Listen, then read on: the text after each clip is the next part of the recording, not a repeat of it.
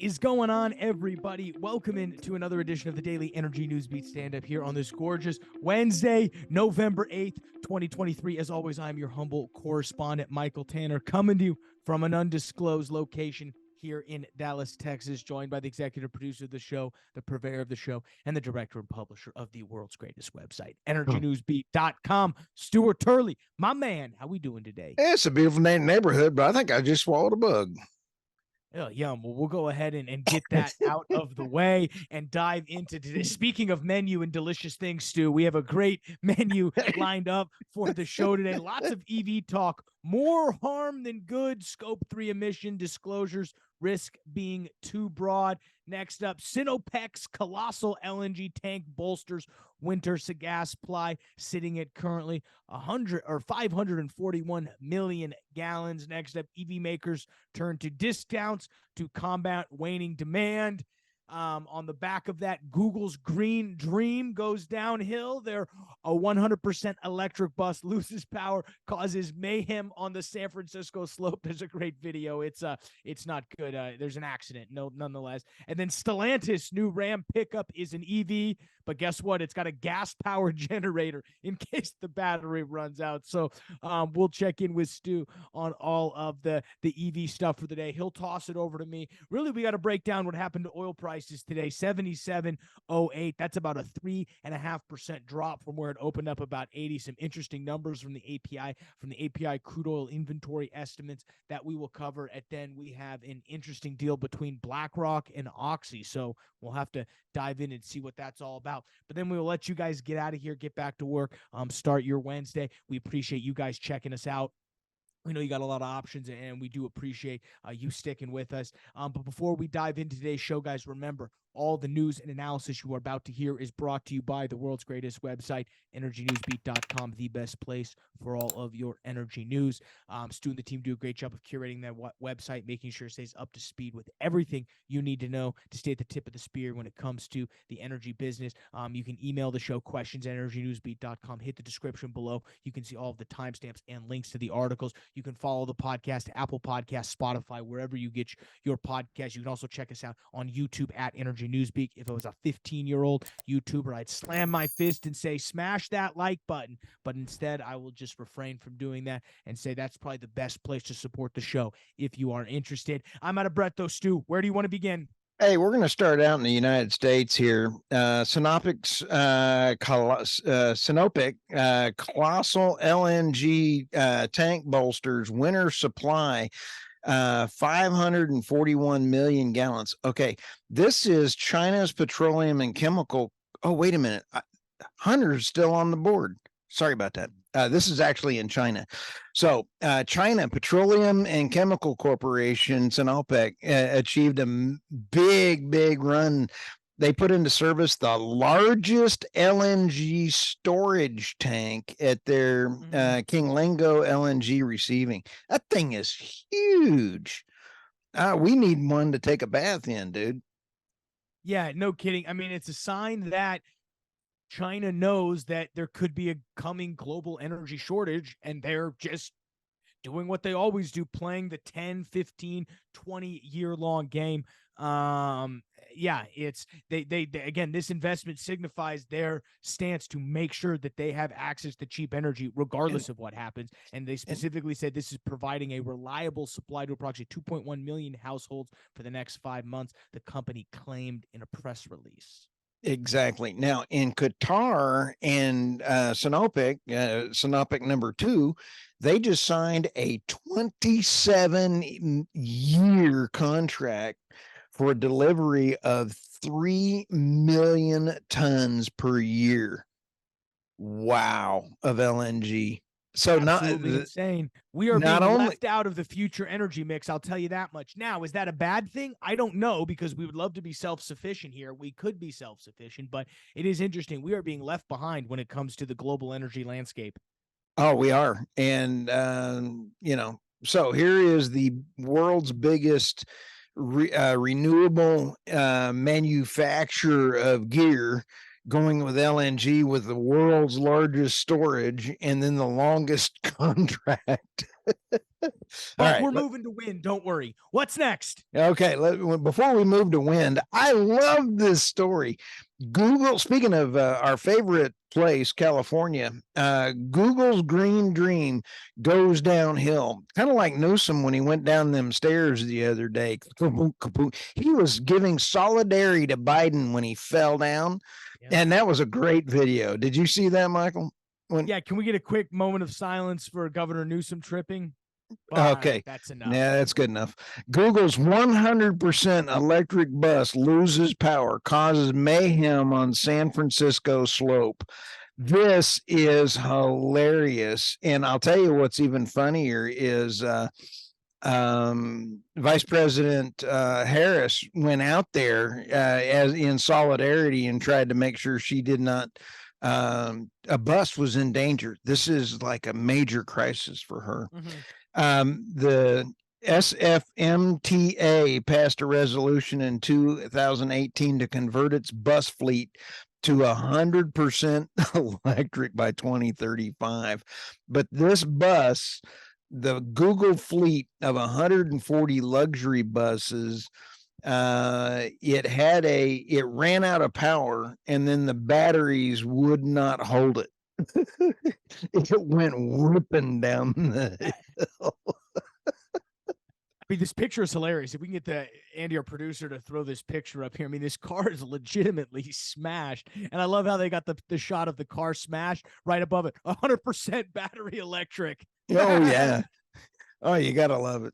All right, let's go to remember. You get a tax subsidy for buying an EV, and then whoever gets hit by the EV gets a tax subsidy when they got to go take their car to get it fixed. Oh, and when those that bus is probably 19 times heavier than normal bus because those batteries weigh a lot more than diesel. And it was 8 times more expensive, all to the detriment of the U.S. taxpayer. So, absolutely, yay! All right, let's have some fun here. EV makers turn to discounts to combat waning demand. This one, some automakers such as Hyundai and Ford Motor are offering cash rebates as high as $7,500 on some models. So that's beyond the tax credits. So not only are companies like Ford losing $20,000 per car, they're now going to go lose $30,000 per car. That's cool. Let's lose more money.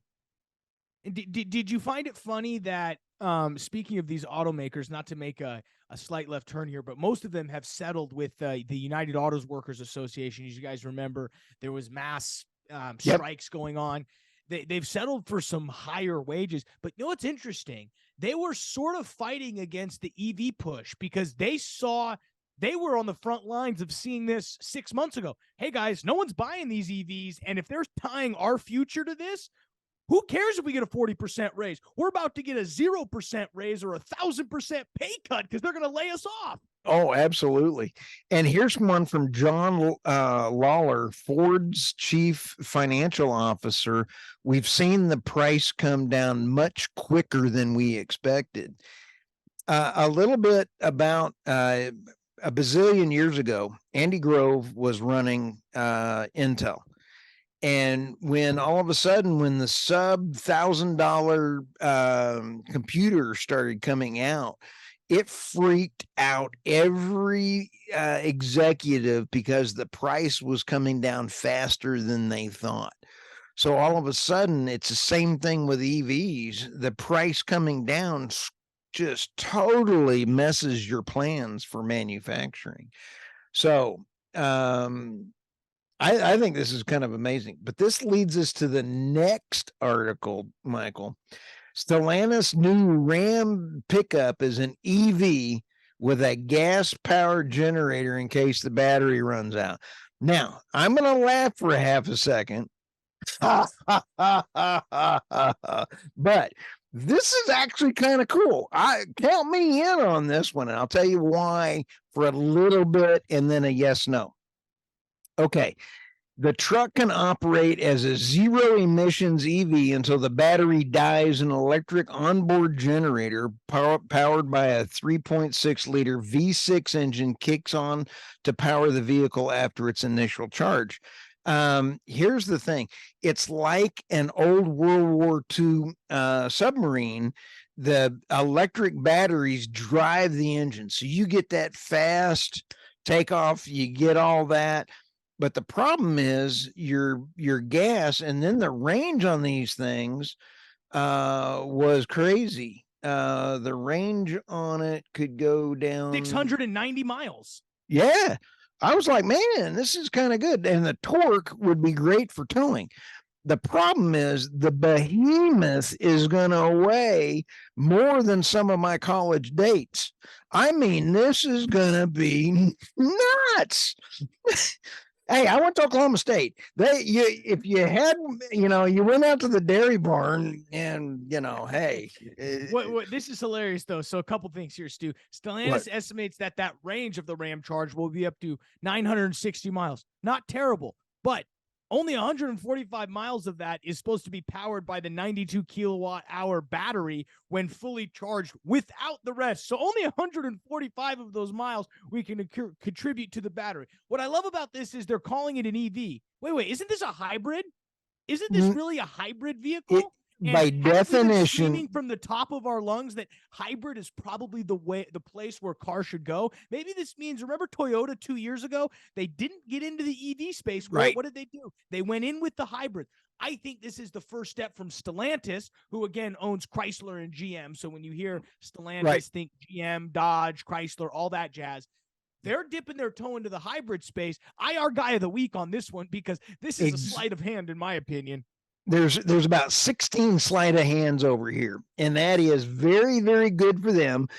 They're going after all tax incentives that they can, because from a technical standpoint, it meets an electric EV. Yep. But yet you're going to get people like me that are going, hey, I got to drive 1,000 miles to the office. It's an electric vehicle, but you've got 6 mice in the back seat losing their mind on a treadmill to power the thing. So, we'll absolutely. But then you sit back and it will power a house. So now you can burn I wonder if they're going to have this in a diesel model so that I can get me a diesel and then. Just kidding. Okay, that was bad. So anyway, let's go ahead and come over here to more harm than good. Scope 3 emission disclosures risk being too broad. Now, this is out of the Europe area, the UK here, and here's where I think it's going to be a little bit of a real problem here.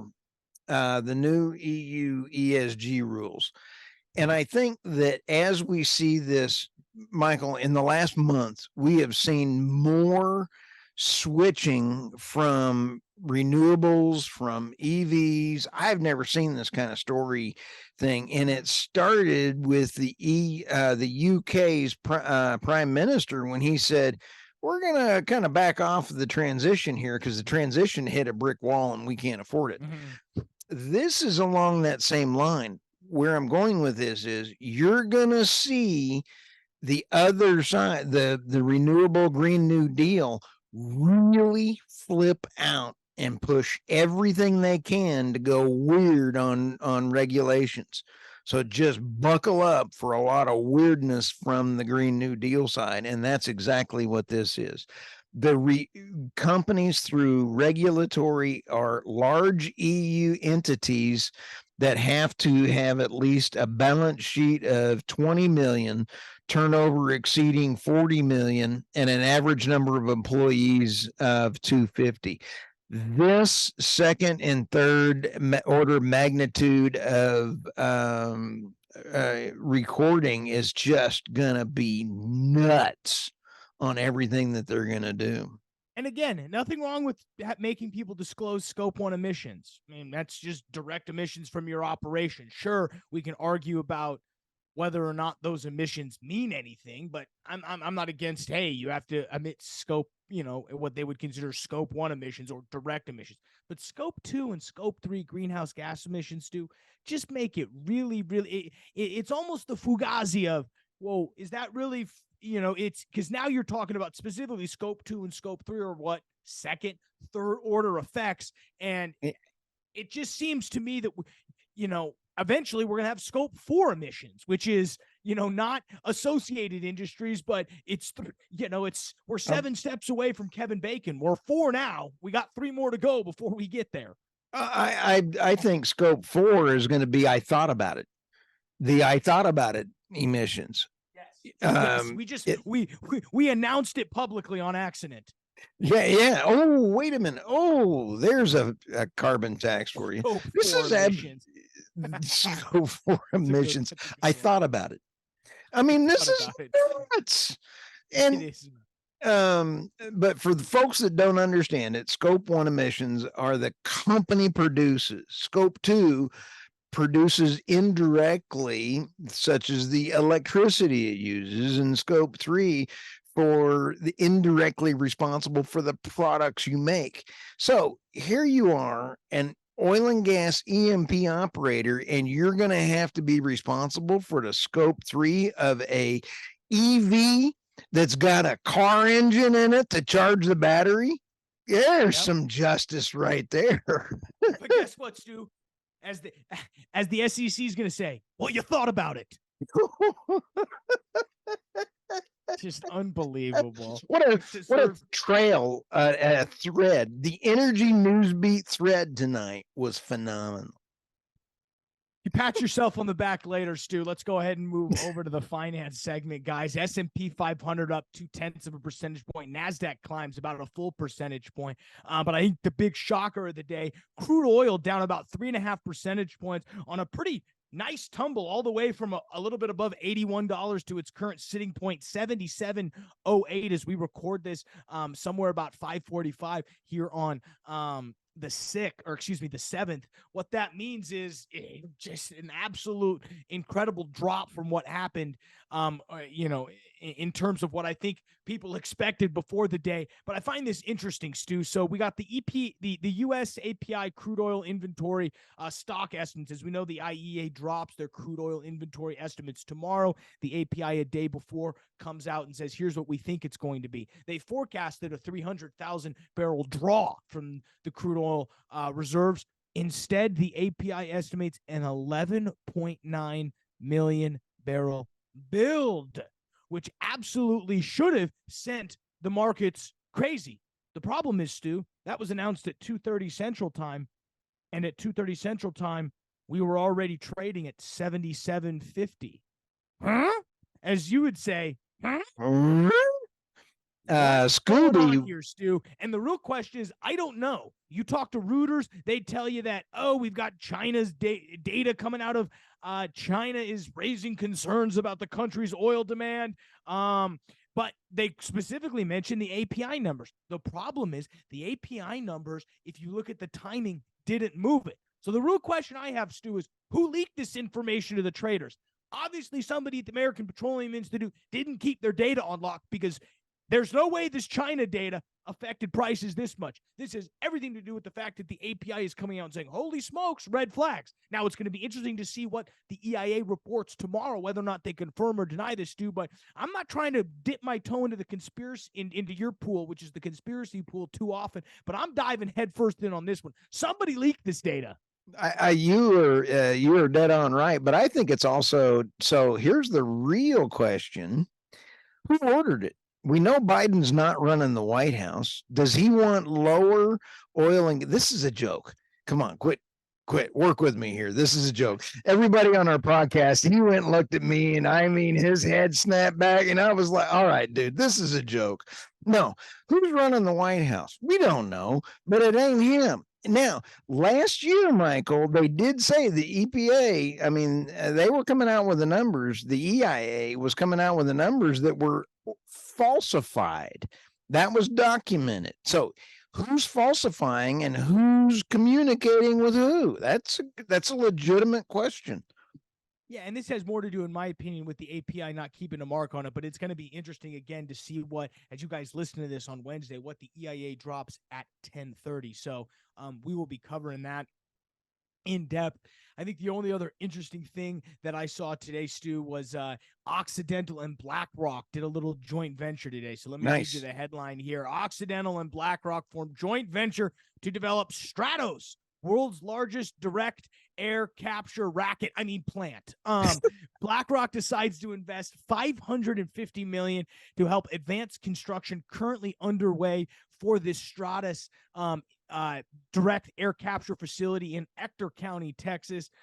Through its diversified infrastructure business, BlackRock has signed a definite agreement to form a joint venture with Oxy through its subsidiary, the 1.5, which is obviously 1.5 degrees Celsius. Good one there for the marketing team there. That this new joint venture will now own STRATOS. This is designed to capture 500,000 tons of CO2 per year. Construction's about 30% done, and expects to be operational mid-2025. Expects to employ about 1,000 people during the construction and up to 75 once operational. You can see the quotes from Fink and Vicky Holland. I never thought you'd see those two people standing next to each other. What's your thoughts on direct air capture, Stu?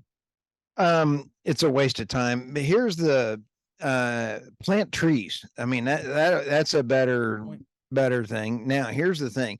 Larry Fink, I'm going to go check with him because he listens to the show. Yep. You and I have been talking about and saying that the reason that Warren Buffett has bought so much Oxy is because of the money, the federal money that's going to the carbon capture that Vicky is leading the charge on. Mm-hmm. And all of a sudden, after you and I talk about that on the show, here comes Larry Fink going, I like me some ESG, but I'd like me some ESG that actually works. Well, here's Occidental. Do you want to know why he likes this? Because to date, 1.5 has signed carbon removal credit purchase agreements with multiple customers, including Amazon, Airbus, All Nippon Airways, TD Bank Group, the Houston Astros, and the Houston Texans. So sure, it's all about investing in the critical, as Larry Fink said in his quote, the critical role of American energy companies in climate technology innovation. It's also a carbon credit scheme that they're getting in on.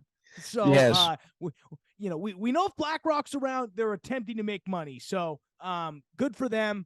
But that is Michael, that is 100% validation about my comments about why Warren Buffett was buying it. 100%. Yeah, don't hurt your shoulder patting yourself on your back. Oh, I'm a legend in my own mind. Just bear with me. This is the only time that I'm a legend. I walk in for the dinner table and my wife goes, "Hey, Chatterhead, sit down." What should people be worried about this week before we wrap up? Whether or not my wife listens to this podcast. Well, I trust me, she doesn't. She's got better things to do. She does. But we appreciate you guys checking us out again. All this stuff courtesy the world's greatest website, www.energynewsbeat.com. Hit the description below. Email us questions at energynewsbeat.com. For Stuart Turley, I'm Michael Tanner. We'll see you tomorrow, folks.